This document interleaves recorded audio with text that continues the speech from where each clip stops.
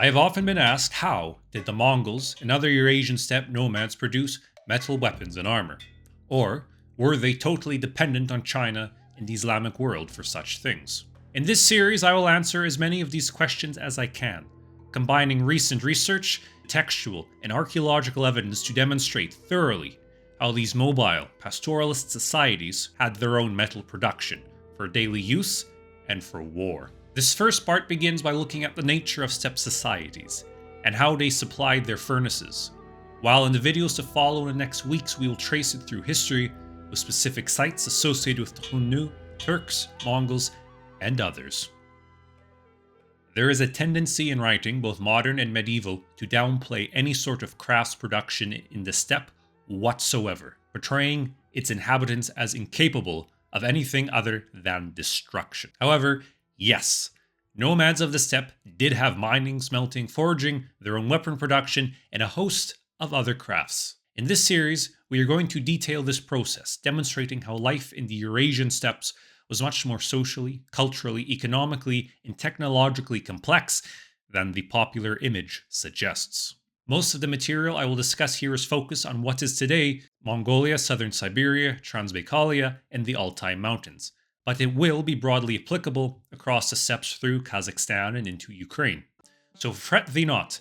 The Scythians were famous for their metalworking, the Khazars had forges in their settlements, and when the Magyars crossed the Carpathians, they already had the means to produce metal tools and arms. Before we can discuss the forge, we need to talk society and a few misconceptions. For many people, any sort of crafts production in the steppe is difficult to comprehend, as they imagine steppe society as composed of small bands constantly raiding each other, wandering wherever they pleased and causing havoc.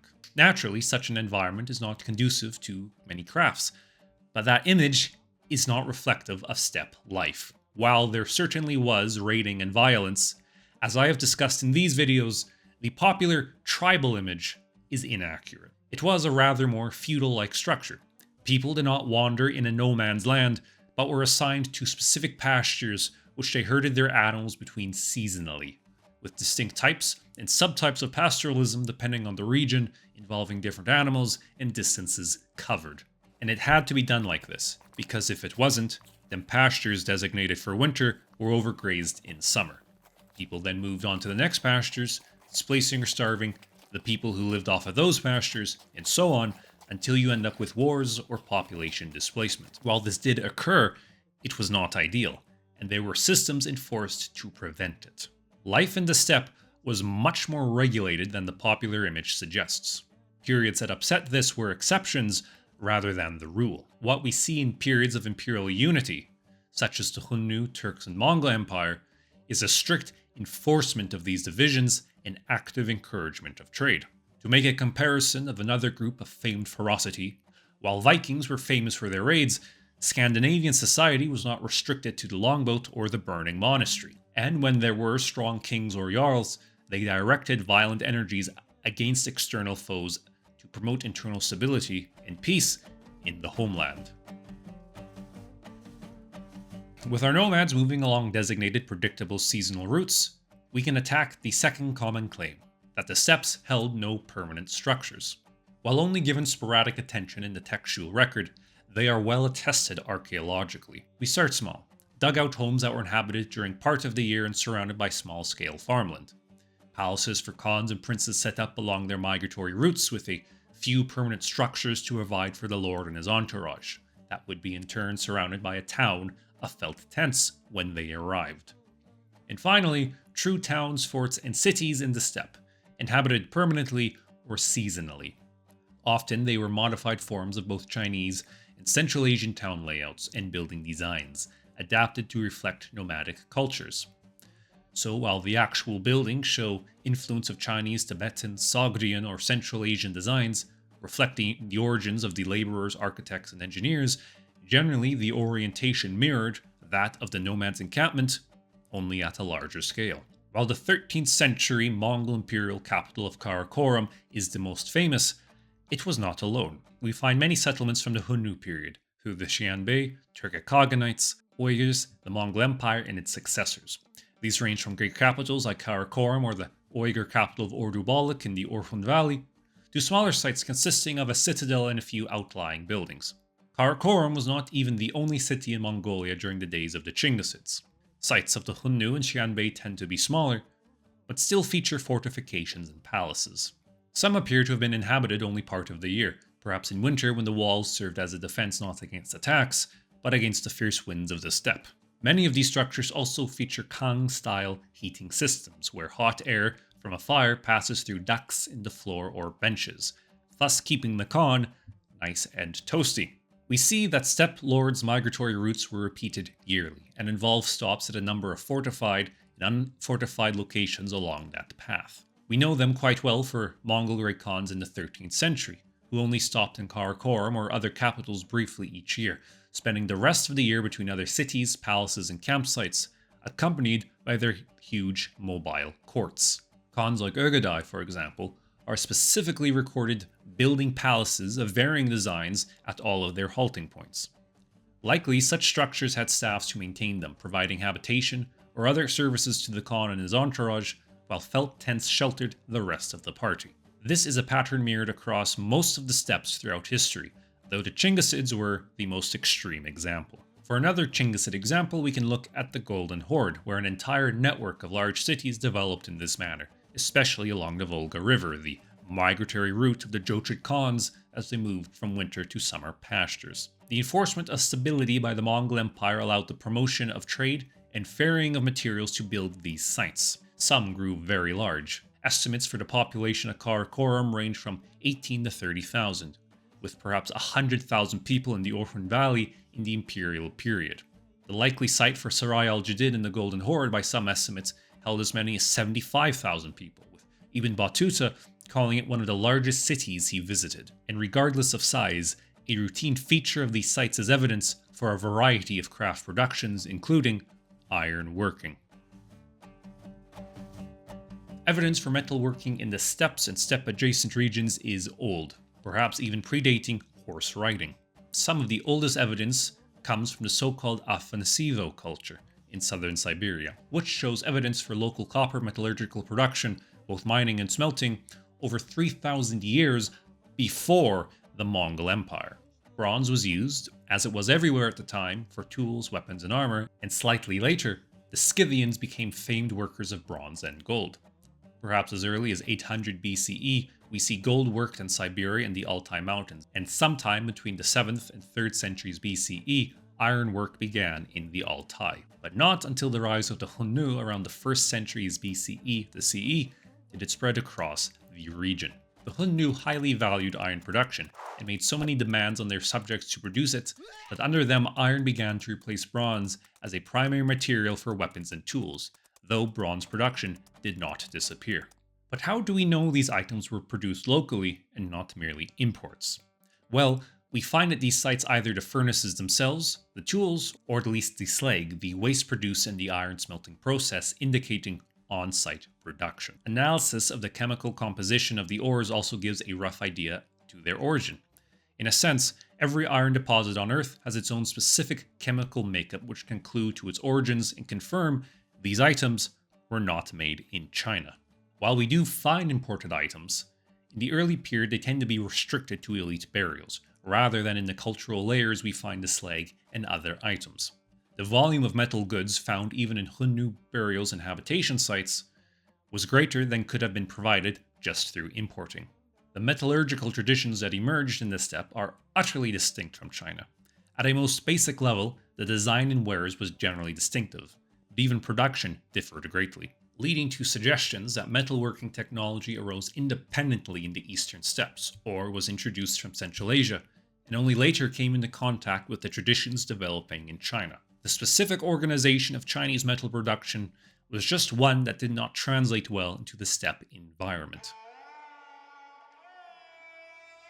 So how did nomads turn iron ore into an object? This requires first locating iron ore, and this isn't that difficult, as iron is a relatively abundant material on Earth's surface. Rich deposits in southern Siberia and the Altai are accessed simply at the surface or via open pit mining.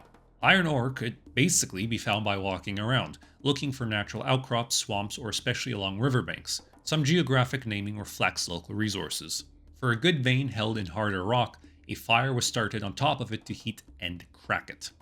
Then with picks, it was chipped out and transported to the worksite. And despite its popularity in some legends and online discussions, meteoric iron has had a very minimal role and was comparatively rarely used. To turn iron ore into a tasty material that can actually be hammered into shape, it needs to be melted, removing non-desirable rock and other elements that accompanied it from the Earth's embrace. This was most commonly done in a type of furnace known as a bloomery. Across the ancient and medieval world, a bloomery was the preferred way to render ore into a workable material. A furnace built of clay or stone was filled with layers of ore and charcoal and heated for hours, reaching temperatures over 1,000 degrees Celsius. The impurities were melted out, becoming a mass of material at the bottom of the furnace known as slag, which in larger furnaces was tapped out to pour out of the bottom. The remaining iron, not yet at its melting point, coalesced into a bloom, low in carbon and rich in metallic iron. This is the start of our workable product. Remains of hundreds of such bloomeries are found across Mongolia, southern Siberia, and the Altai. Dating them precisely is difficult, but they were in use at least by the 3rd century BCE, with their spread over the region roughly corresponding to the expansion of the Hunu state. Over 300 such furnaces have been identified archaeologically in the Siberia-Altai-Mongolia zone, with many more destroyed over time or waiting to be uncovered. Researchers place them into 9 distinct types of varying size, some only a few centimeters across.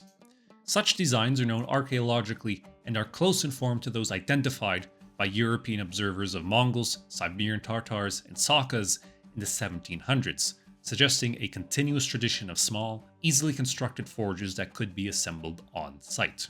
Other examples are larger, permanent structures with chambers over a meter across or high, built of stone and clay. Toyers, or clay pipes cleverly built into the bloomery, provided airflow, controlled by bellows, of which several designs existed, but with skin from the rear legs of a horse being a popular choice. This whole process, though, required a lot of fuel. A bloomery needs a lot of charcoal, and a lot of charcoal means a lot of trees. The amount varies on the type of tree, efficiency of the process, and its overseer, so the final output varied considerably. While charcoal today can come in nice briquettes, pre-modern charcoal is a flaky substance that does not transport well over distance. The rocking of a journey may disintegrate the charcoal, and some estimates put the realistic range of transporting it as low as 5 to 6 kilometers. Much of the Eurasian steppe is also very tree sparse. It's no coincidence that most of our examples are in the Altai, southern Siberia, northern Mongolia, and Orkhon Valley, areas with greater tree coverage or river access compared to most of the region, which is dry grassland with few navigable rivers. This leaves the medieval nomadic metallurgist with 2 solutions: organize the labor to move huge volumes of wood, or transport the ore closer to where the trees and charcoal are. The ideal solution was to have the ore, the trees, and the production site in close proximity. There are numerous estimates from different societies and types of furnaces for how much material is needed or iron produced. Some of the examples shown on screen now come from estimates for ancient Rome, and some based on reconstruction of Siberian, Altai, or Mongolian forges. Depending on the furnace, wood, or technique, this can vary substantially. Generally speaking, 100 kilograms of iron ore produces a 10 to 20 kilogram bloom, which still needs to be worked to remove impurities and further reduces the final volume. The volume of charcoal needs to be comparable to the volume of iron ore, but to produce that much charcoal requires lots of wood. Not only that, but fuel for fire is also needed at every stage of the process. I find this example by Brett Devereaux illustrative, where he suggests some 4.6 million kilograms of wood was needed to supply 5,000 Romans with 44,000 kilograms of iron for their weapons and armor. And that's not even counting the tools and other equipment that accompanied them on campaign. As Devereaux notes, these requirements likely resulted in deforestation of the island of Elba in the Roman period, and may have put an end to smelting in Roman Britain as well. Devereaux also has a great series introducing ancient and medieval European iron production, if you wish to read more on that. In most cases, the hindrance to iron production was not a lack of manpower or furnaces, or the nomadic lifestyle, but rather access to enough fuel or the manpower to transport it. And yet, all of this was overcome. They simply found a means to transport the charcoal, wood, ore, or all three. For peoples in Siberia like the Sakas, we see archaeologically that they tended to live 6 to 10 kilometers from the nearest iron ore outcrops. In the Altai Mountains, distances up to 30 to 40 kilometers between outcroppings and production sites have been suggested, while in the Mongol Empire we see material ferried hundreds of kilometers across the Mongolian plateau. While weapons of war grabbed the most attention, most historical iron production was tools for everyday use. Farming, cooking, horse tack, belts, knives, arrowheads, where only a small forge and less fuel tended to be needed. We see evidence for communal production not just in settlements, but in the nomadic encampment itself. From remains of campsites across Mongolia, there is slag left over from these small, mobile forges, dating from Hunu times through to the 20th century, and across the steppes into Hungary. At the Salgan Erg site in northern Mongolia's Tarvagatai Valley, we find 13th and 14th century dugout homes which had furnaces built into them and remains of slag.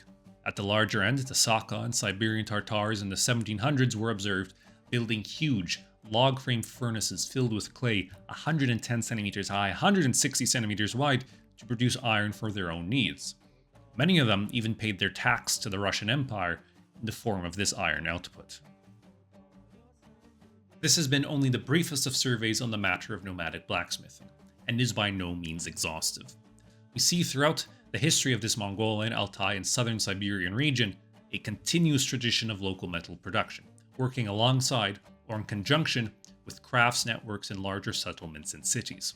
While the output of these furnaces may have been limited at times due to fuel requirements, it's still an unbroken tradition. Eurasian steppe nomads lived in societies as rich and complex as we find everywhere else on our world.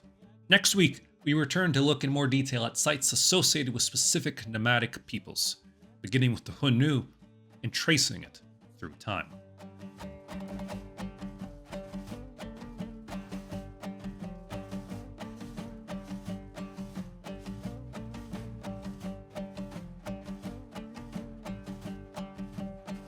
This is the second part of our series on nomadic blacksmithing. Our first part was an overview of steppe societies, cities, and blacksmithing in general, so check that out as an important prelude to this. This time we get specific, looking at the Hunu through to the Turkic Khaganates and furnaces and sites associated with them.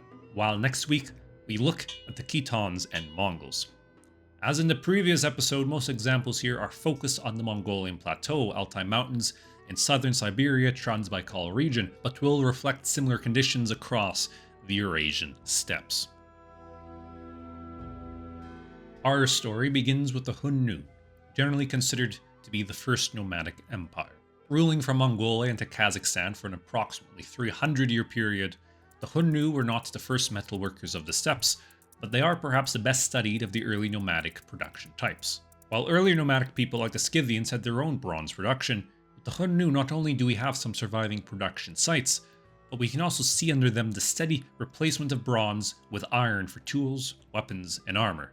Though the ancient Chinese writer Sima Qian famously described the Hunu as aimless wanderers, his description is greatly exaggerated.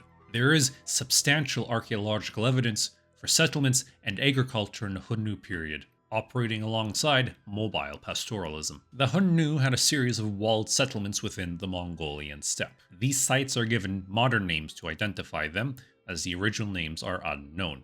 Hustan Bulag and Kherlen Bars II are among the most notable ones in Mongolia proper. They are identified through carbon dating and discovery of wares and items we associate with the Hunu period, like particular ceramic types. The Hustan Bulag site in eastern Mongolia is among the largest Hunu sites, situated in a network of fortified and unfortified settlements within a relatively short distance of each other. Tombs of high-ranking Hunu nearby. Kherlen Bars II, though a bit farther out, was likely involved in this network. These sites consist of walls, foundations for large above-ground structures, dugout houses, refuse pits, bones of numerous animals, and wheat and barley grains. At Hustan Bulag, we also see a number of elite Hunu tombs and numerous kilns for production of ceramics and roof tiles. There is also extensive evidence for local iron production. This includes remains of roasting pits for iron ore, clay furnaces for smelting iron, and slag remains, the waste product of iron bloomery smelting. Stone hammers and anvils have been identified there. Together, these are telltale signs that they were making their own iron implements. In fact, they were even exporting them, as there was not evidence for on-site refining and forging. At Hustenbulag, the iron ore was heated into usable iron and then sent elsewhere to be turned into a final product by other specialists in this network. There is also evidence for non-settlement production. At nomadic campsites associated with the Hunu, such as in Mongolia's Xiongnu Valley, we find slag remains from small furnaces in what have been identified as open-air nomadic encampments, non-urban sites. Presumably, these were small, perhaps single-use forges made of clay. They were easy to set up and disassemble as needed. No swords would be made in them, but they were perfectly capable for small tools and arrowheads. We can imagine families making as much of their own materials as possible, going to a dedicated professional at a larger site only when requiring something far too specific, resource-intensive, and complicated than they could make themselves.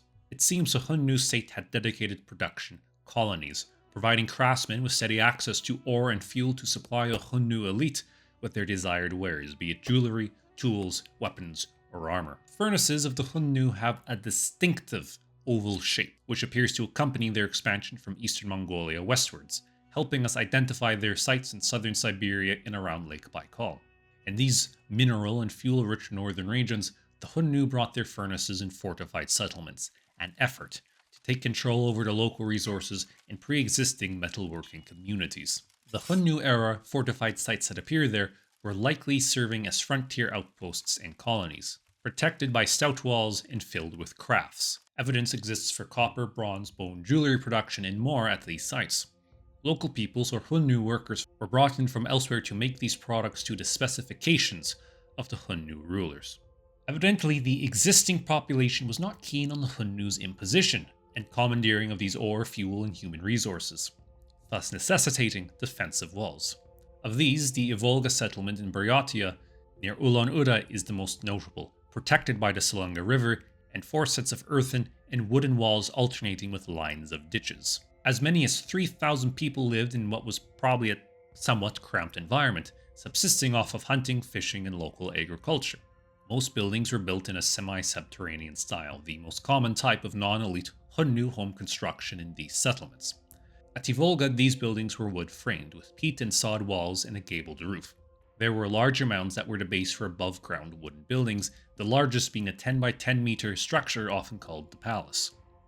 There are extensive signs of copper, iron, and bronze production, with both finished products, found in some of the many graves in the associated cemetery, as well as slag, tools, and sprue remnants.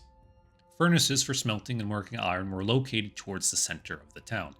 The production here was not in specialized shops, but took place in the residences where people lived, and often they show signs of multiple craft productions in the same building, including jewelry, bone, and leatherworking. The Ivolga settlement provides one of the best preserved cultural layers of the Hunu and demonstrates a complex social and economic environment. And it was not unique, but simply one among several similar Hunu sites in relative proximity operating at the same time and almost certainly in conjunction. These weren't for local use, but to be shipped back to the Hunu's elite. And perhaps not surprisingly, once Hunu power waned, these sites were abandoned. With a renewed unification of the region by the Xianbei around 100 Common Era, we see a new wave of these frontier outpost sites, serving the same purpose of extraction for the Xianbei elite as they had for the Hunu. One of the largest of these is called Katlig 5 in the Tuva Republic. Situated on a natural terrace over the Arabic River, the Katlig site was protected by 2 rows of walls and ditches. Inside the walls, the area of the fort was divided into 3 distinct zones. One dedicated to smelting with remnants of 9 smelting furnaces and slag, 1 zone for smithing with clay toyers and fragments of smithing hearths, and a 3rd zone with pits for preparation of charcoal. The smelters here were large, with a working chamber over a meter deep.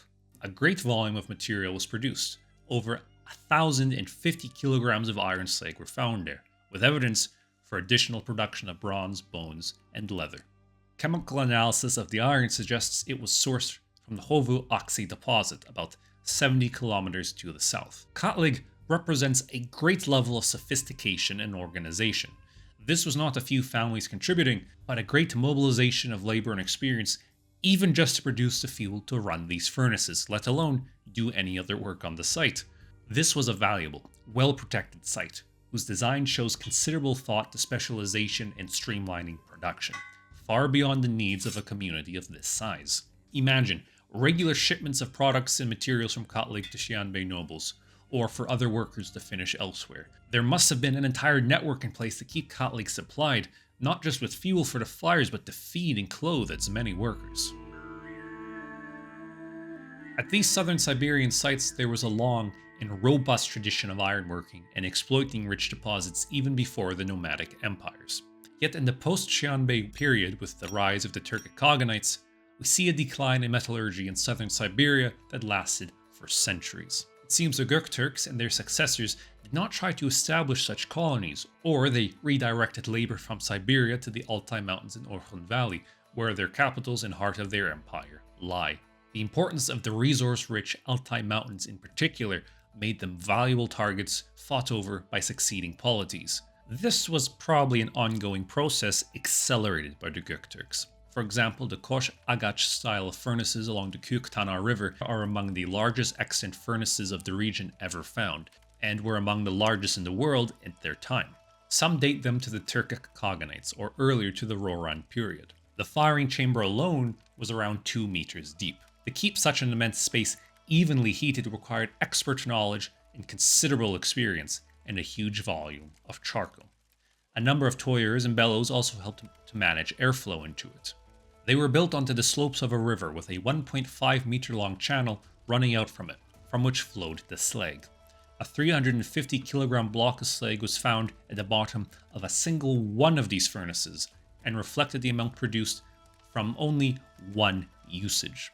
They are not found in a cultural layer, suggesting these behemoths were built far away from settlements. Due to this, as well as erosion from the river which has destroyed most of them over time, they remain difficult to date.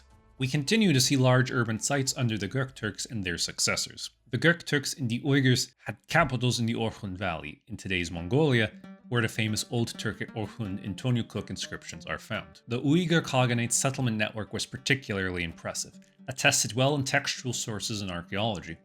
The most notable is their great capital Ordubalik, the largest in the pre-modern Mongolian plateau alongside Karakorum, which itself is only a few kilometers away. It was protected by tall walls up to 14 meters wide in places, with a great palace for the Khagan. An Islamic traveler, Tahman ibn Bar, recorded his impression of the city in the early 9th century, describing it as densely populated, full of commerce, surrounded by smaller networks of villages, and entered through 12 large iron gates. The Uyghur Khagan lived in a great golden tent on top of the palace, so large 100 people could fit in it, shining bright and highly elevated so that it could be seen from great distance. As you should expect by now, we also find the archaeological indications of on-site metalworking, including iron, bronze, and copper. The troops of the Uyghur Khagan were supposed to have been very well armed and armored, as Ibn Bar's account states. The population of these Uyghur settlements was, it seems, mostly non-Uyghur, from Ibn Bar's observations to Chinese accounts to even the archaeological remains. It is clear that there were substantial numbers of Central Asians, especially Sogdians and Chinese, living in these settlements. We can look at the words of the Uyghur Khans themselves, who leave us inscriptions in the Sogdian script commemorating their cities. On the Shine Ussa inscription dating to around 750, it records the statement of the Khagan Eltmishbilga, stating that he was ordering the construction of the town of Baybalik along the Selenga River, either by or for the Chinese and Sogdians. They brought with them knowledge and techniques from their respective regions, and not surprisingly, we find their products in association in both Gokturk and Uyghur burials, from jewelry to textiles. Undoubtedly, they influenced weapons and armor. For example, let us look at the Shorun Bumbagar tomb in Bolgan Aymek in northern Mongolia. This 7th century burial is likely an aristocrat of the Turkic Khaganate, buried with clay figurines, including these wonderful heavy cavalry figures. They bear a striking resemblance to Chinese designs of the time, but chemical analysis indicates they were made from local clay. Of course, There was a great deal of sharing of military technology, knowledge, and troops between the Tang dynasty and its Turkic neighbors to the north. But that's beyond the scope of this video. With the Turks, we can speak of the cultural importance of the blacksmith. While the metalworker serves an important function in every society, the blacksmith is associated with the very origins of the Turkic Khaganate. Contemporary Chinese accounts like the Zhou report tales of the origins of the Turks.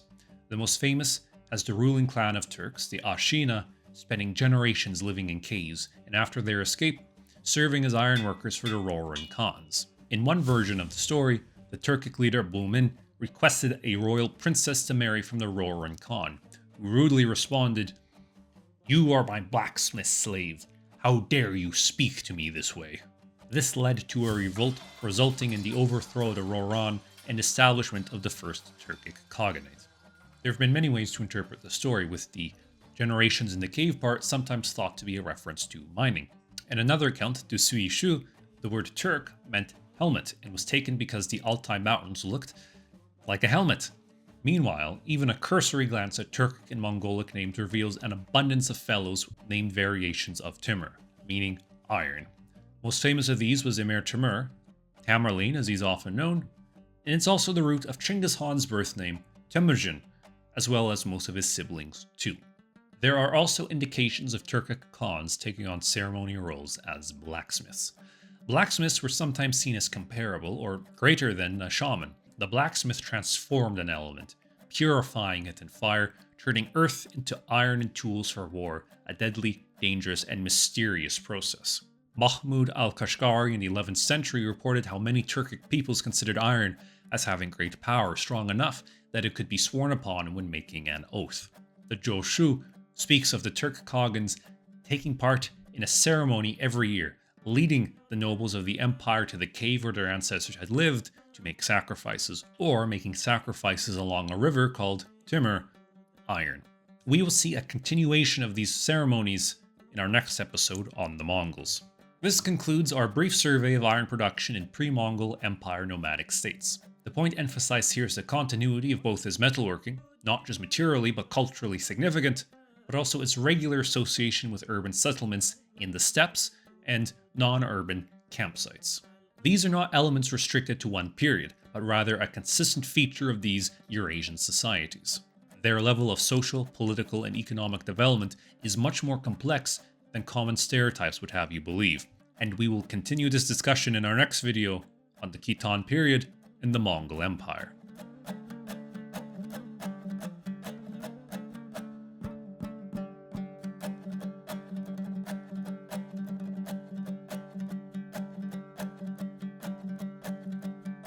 This is the third part in our series discussing Eurasian steppe nomads and blacksmithing, which covers as well society, economy, and even cities in the eastern Eurasian steppes. In the previous two parts, I gave an overview of general trends and evidence for nomadic metal production, and then looked at some specific sites covering from the Hunu to the early Turkic states. In this final part of our trilogy, our story starts in the 10th century with the Khitan-ruled Liao dynasty, and then will take us to the Mongol Empire, where we see some of our most dramatic developments yet. The fall of the Uyghur Khaganate to the Kyrgyz in the 840s marked a new period in the Mongolian plateau. Since the establishment of the Hunu roughly 1,000 years prior, Mongolia had been the center of great empires. After the Kyrgyz invasion and retreat, it was politically fractured, fought over between smaller confederations until the 10th century, when it became a frontier zone under the sphere of influence of other states. First, the Khitan-ruled Liao dynasty, which directly ruled most of the plateau. Then the Jurchen-ruled Great Qin dynasty, which exerted tremendous influence and pressure in the steppe, making many of its peoples its vassals. And in the west, Khitan remnants established the Kar Kitai, which acted as overlord to the peoples in the Altai. Among them were various groups like the Naiman, Karyid, and others, vying for power amongst themselves or at war with their southern neighbors. It was this sort of environment that Chinggis Khan rose to power. What the Liao and Qin dynasty sought to do was control as much of the iron production in the steppe as possible, for both economic reasons and to protect themselves against the nomads. The Liao dynasty established a number of garrisons and towns across Mongolia, which served as hubs for trade and smithing and put access to these materials under Lao control.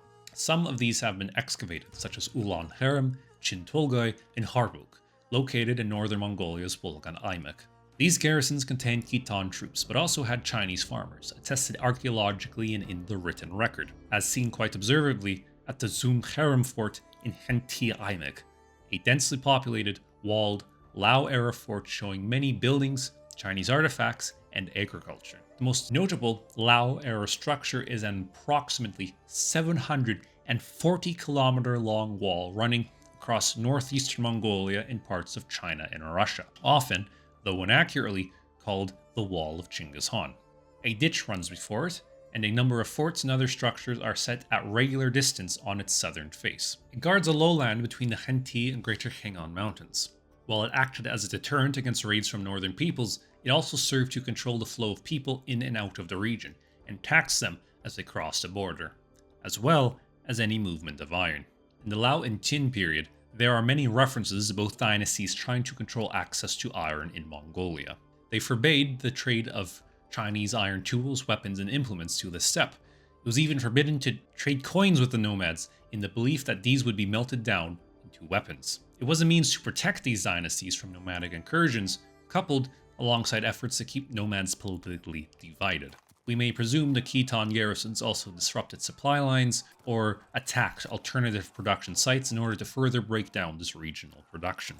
For the succeeding Jin dynasty, its lines of defensive walls, ditches, and forts ran along the southern edge of the steppe through Inner Mongolia for similar purpose: defense, early warning, control of choke points and trade, and denying a flow of southern goods into Mongolia. Yet, ironworking still developed. The Khitan Lao tried to restrict the flow of uncontrolled iron into the steppe, not stop iron making entirely. They could still make use of it, especially for their own garrisons and communities established in Mongolia, and for the groups considered most loyal. In the Qin dynasty period, it is well attested how the groups most closely aligned with the Qin, like the Tartar or Ungut, received greater access to metal goods, not just weapons, but jewelry and other desired wares. The Khitan period is actually very rich in findings of remains of iron tools and iron production, from finished products to slag of furnaces. Perhaps the Liao just resold a lot of iron material to the nomads, installing a monopoly to keep the nomads dependent on them.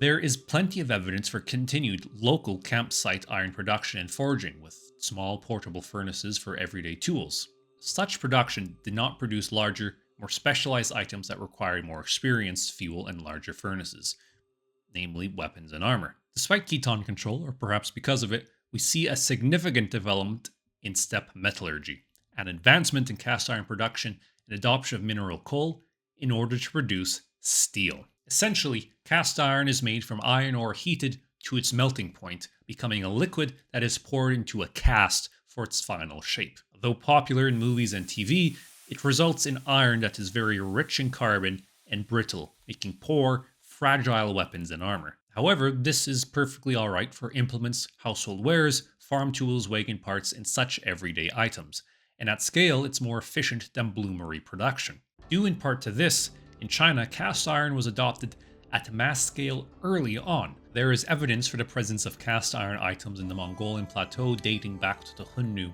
and Turkic Khaganates. The amount, though, is small and may have been in ports, as there is no unambiguous evidence for actual production sites as of yet. But the number of cast iron items in Mongolia rose dramatically in the Khitan Lao period. Perhaps the Lao government actively moved these items into the steppe to provide for its colonies and their Chinese farmers, craftsmen, and laborers, or it had undiscovered cast iron production sites in Mongolia proper. And this cast iron did not just go north as finished tools, but as scrap. As recent research has demonstrated, a transition occurred in the cast iron industry during the Liao period, in addition to its greater presence. They argue that we can observe chemically the adoption of mineral coal, addition of silicon as an alloy, and sulfide particles that allowed the population of the Mongolian plateau to turn cast iron scraps, produced locally or imported from China, into usable steel. Basically, turning the most useless form of iron they could acquire into the most useful. It's a bit of a new area of study, one done through chemical analysis of hundreds of artifacts rather than a textual record. We can tell that they started doing it, but we don't have records on why or how they went about it. Mineral or fossil coal has significant advantages over charcoal. Over millions of years, dead plant matter, especially peat, is compressed into carbon-rich sedimentary rock. To be appropriate for blacksmithing, it needs to be coked, a process very similar to making charcoal, burning it in an oxygen-poor environment, such as a large pile covered in dirt. Once this is done, it can burn substantially hotter and be controlled more finely than charcoal. And Mongolia is rich with mineral coal. Even today, coal production is one of the most important parts of Mongolia's economy, exporting millions of tons of it every year, and is relatively easily accessible through open-pit mining, requiring only manpower and lots of shovels for medieval exploitation. Unlike Siberia or the Altai Mountains, tree coverage in the Mongolian steppe is quite sparse, which makes the wood-intensive charcoal production process a tremendous effort. Being able to utilize coal, then, is a huge advantage. The wonders of coal impressed contemporaries. In the late 13th century, both Marco Polo and the Ilkhanid historian Rashid al-Din described it with some awe, remarking on its usage in everyday burning in North China. Polo reported that without it, northern China would have utterly depleted its wood resources. To use coal and these scraps for steel is a clever process. The cast iron scraps were placed in some sort of small enclosed space with coal and heated for a long period, reducing the carbon and thereby turning the carbon-rich iron into steel. Thus, this brittle, militarily useless cast iron was transformed into a harder, stronger product suited for tougher tasks, such as penetrating armor. It did not require huge forges either. Evidence suggests this production was done in open-air nomadic encampments in their own small, mobile forges, as indicated by studies of these sites at Delgarhan Ul in eastern Mongolia. While the cast iron scraps may have come from China, the small scale suggests this specific process to convert them into steel was a wholly nomadic creation, indicating a wealth of experience and understanding of the process involved to recognize and identify temperatures, how long to heat the products, and so forth. The people of the past weren't stupid. They might not have understood why it worked, and they may have attributed it to different properties than we would today, but generations of trial and error are more than enough to understand cause and effect. And the Mongol Empire of Chinggis Khan really took advantage of it. The Mongol Empire marks the culmination of all the trends we discussed so far. This may also be archaeological bias, as the Mongol Empire is the best studied of all these nomadic states, with the greatest amount of surviving archaeological data, textual evidence, and researchers, allowing us to speak of it in much greater detail than its predecessors. For all the detail I will share here, we are only barely scratching the surface of the available data. With the Great Mongol State, we see large urban sites serving as prominent craft production facilities, organized by the imperial government and at a scale suggesting the purpose was for supplying the army and the people, rather than simply the elite, as we discussed in the Hunu example. We also see an associated, sophisticated iron production network in the herding communities across Mongolia, which was operating in conjunction with these larger urban sites, incorporating the cast iron coal steel technique we just introduced. Chinggis Khan declared the Mongol Empire in 1206 and began to conquer northern China a few years later. With that, not only was Mongolia secure from raids, but the new Mongol state had unlimited access, food supplies, laborers, and materials as the Mongols returned from China with thousands, perhaps tens of thousands of their new Chinese subjects in tow. As well, the Mongols actively encouraged the coming of Central Asian Muslims and Turks, who brought with them their knowledge. The Mongols' high value on craftsmen is well known. Famously, the craftsmen were spared after sacking a city and sent to wherever the Khan desired. In this way, people from across the world came to Mongolia, bringing with them skills and their tools. One notable case is an entire company of German miners the Mongols captured in Europe and sent back to Mongolia, along with a Parisian goldsmith who built the famous silver tree at Karakorum. All this knowledge buttressed that already existent in Mongolia.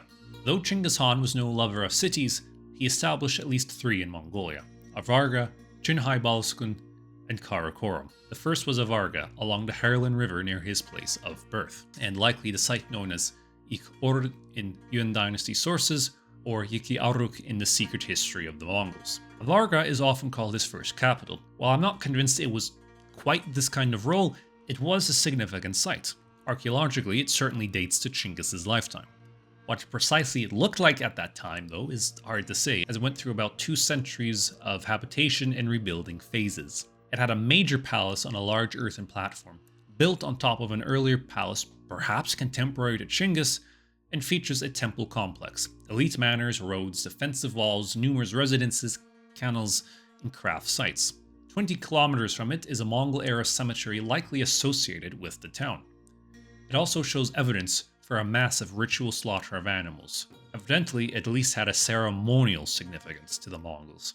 It also was not isolated, resting in a network of other palace sites of similar dating and layouts along the Herlin River, such as Hanzat. Again and again, we see this same system of the royal migration routes following a set path furnished with palaces and cities.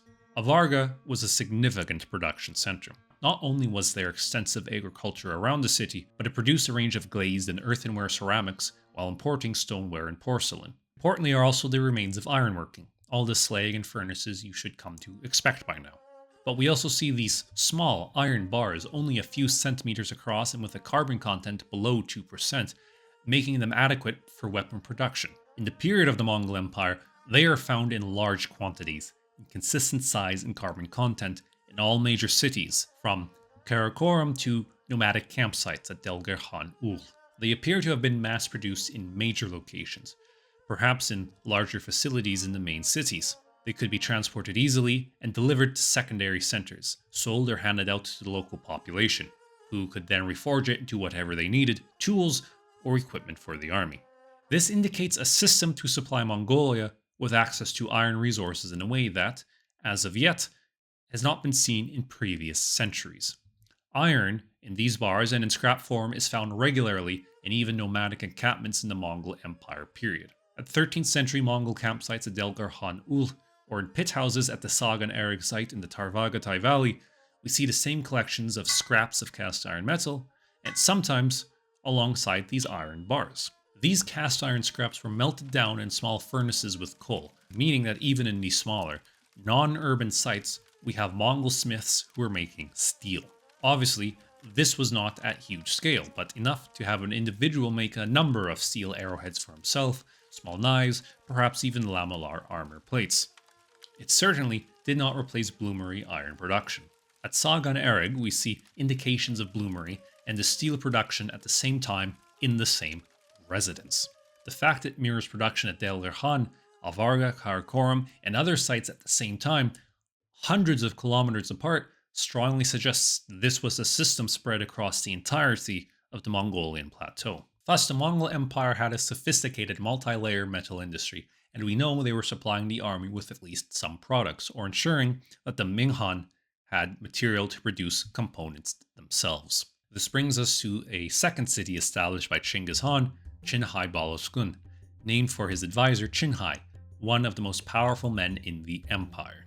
Its exact location is uncertain, but likely along the slopes of the Altai Mountains. It was observed by the Taoist master Cheng Chun during his journey in the early 1220s to see Chinggis Khan, where a large population of Chinese laborers were seen. Though specifying the city was dedicated to agriculture, we can likely presume it was also a site for more iron production to meet the needs of the army, especially their elite troops, the Imperial Bodyguard, and the like. Considering there were 10,000 men just in the Keshig, the Imperial Guard of the Great Khan, it was no small feat to supply for them. Likely weapons, armor, fine arrowheads, horse protection was made from metal and leather as necessary for the guard. Qinghai Baloskun was also not the only military colony of this sort. A number of other such military colonies, outposts, and production centers are noted in the sources across the Mongol Empire. With that, we can move to Karakoram. Likely chosen by Chinggis, construction did not begin until the reign of his son and successor, Ergadai, in 1235. The Orkhon Valley was chosen due to imperial connotations with past Turkic empires like the nearby Ordu Balik. Karakoram was likely the largest pre-modern city in Mongolia, in the midst of a dense settlement network across the Orkhon. It was built to be grand, surrounded by over 4 kilometers of wall, with a great palace for the Khan and a massive Buddhist temple. Much of its population was Chinese, Central Asian Muslims, people from across Europe captured during the Western campaign of Batu. The Khan himself spent only minimal time in the city. Juvayni and Rashid al-Din provide in detail Urgadai's yearly itinerary, a route of palaces and other camps that brought him into the city only twice a year. But during his rare visits to Karakorum, the population swelled as people came to sell their wares or take advantage of the Khan's generosity. Karakorum mostly served two functions. Firstly, it housed the Central Secretariat, the main governing body for the empire's civilian population. In Urgadai's period, this was headed by Qinghai and organized with the other secretariats reconstruction and taxation across the empire. Secondly, it was also Mongolia's preeminent crafts production center. From its position along the Orkhon River and slopes of the valley, it was supplied with wood, chiefly larch, and clay in its hinterland. Even the granite quarries which likely supplied the city have been identified. A number of kilns and ovens are found within the city and just outside of it. 4 kilometers from the city center, a row of 14 Chinese Mantou type kilns were found. Roof tiles, figurines, pottery, ceramics were all made here. It also housed a mint for the coins of the Great Khan. Agriculture was carried out, though apparently with some difficulty and was a bit limited in what it could grow. At its height, the city required some 500 cartloads of food and drink imported from North China and other communities daily, though much of this was likely for servicing the Khan's court on its mobile journeys. Until quite late in the 14th century, the Mongol Khans continued to send large numbers of Chinese laborers and even garrisons here in order to support the local agriculture. It was also an important metal production site, likely for these earlier mentioned iron bars, but evidence for bronze and silver work is also known. There is suggestion that coal was the primary means not just for metallurgy here, but even heating homes, as buildings were supplied with Kong heating systems. We have indications of bloomeries even in the outlying communities around Karakorum. There were evidently quite some facilities within the city. Hence, the goldsmith, William Bouchier, was able to create the silver tree for the Khans. Silver, perhaps from China, Europe, wherever, was melted down in the city to build this icon of Menka's court, which had conduits in it to pour arag, karakumas, ball, and rice and grape wines. These were far from the only cities and settlements in 13th century Mongolia. Recently, Harhul Han in Arkhangaya Aimeg has been excavated and studied. Smaller than Karakorum, it boasts a unique layout and 39 kilns. 730 kilometers east of Lake Baikal, we have the Kondui Palace, an extensive palace and community that likely belonged to descendants of Chinggis Khan's brothers, Temuga or Khazar. There's Erchukhot in Khuzgol Aimeg, a palace bearing an inscription of Menka Han, Kublai Khan's summer palace at Xiongnu in Inner Mongolia, 2 others like Shazankhot, Sarai Khair, Kharatun, which date to the Chinggisid era in Mongolia. In Tuva, at least 6 garrison outposts from the Mongol period are known, the best studied being Den Terik. Like the Hunu over 1,000 years prior, the Mongols placed colonies in Tuva to exploit local resources. Around them, we find evidence for agriculture, crafts production, mining, and of course, ironworking. These goods too were shipped to the courts of the Khan. These patterns are apparent across the Mongol Empire. In the Golden Horde, there are numerous cities along the routes of the Khan filled with evidence for urban and communal crafts in iron production, with complex systems to support and supply them. The Ilkhanite, Rashid al-Din describes how the Ilkhans like Ghazan organized iron, weapon, and armor production to make it more efficient and better supply the army. With all that, we can finally comment on the cultural importance of iron working to the Mongols. The best place to start is Chinggis Khan himself. His birth name, and that of his siblings and many of his descendants, comes from the word Timur for iron. His name, Temujin, with the personal suffix jin, is something like Iron Man, blacksmith. Perhaps because of this, we get a really interesting phenomenon. Across 13th and 14th century Eurasia, from the Tangut through to Europe to the Caucasus, Byzantine Empire, Mamluk Egypt, and more, a whole host of people wrote along the lines that Chinggis Khan had actually been a blacksmith before he became a conqueror. This may be due to his name or borrowing even the Ashina Gokturk associations, where the Turks had been smiths under the Roran. Chinggis Khan in other instances presented himself as a quasi-shamanic figure. He understood how to appear as a sort of intermediary with Tengri, who benefited from good fortune and sought to surround himself with similar men. When he had the shaman Tab Tengri killed, Chinggis showed himself mystically stronger than even a powerful shaman. Chinggis may therefore have employed some blacksmith imagery to cement this as well, as he symbolically forged a new Mongol nation, showing his command over the elements. We see hints of this in the dynasties ruled by his descendants. In the Ilkhanate Rashidan tells us how once a year the Khan, his family, and his nobles took on the role of a blacksmith in a special ceremony, preparing the bellow, furnace, charcoal, heating the rod of iron, and beating it on the anvil. Written centuries later in the former lands of the Golden Horde, the Chinggisid prince Abulghazi Badr recorded a similar ceremony. When the Persian epic, the Shahnameh, was illustrated under Mongol auspices, we see Alexander the Great shown in Mongolian appearance. The great feats of construction and blacksmithing that he undertakes in the tale are thereby associated with the Mongols, such as the Iron Horsemen or building the Wall of Gog and Magog. We could go further, of course, but this video is long enough as it is. And hopefully it has answered for you the question regarding nomadic metal production. They were perfectly capable of doing it and have done it continuously from the Scythians through to today. These larger iron production sites were supplied through extensive and complex networks, often dependent on internal peace and political organization. Thus, these systems broke down alongside imperial unity, as the supply routes to these centers came under threat.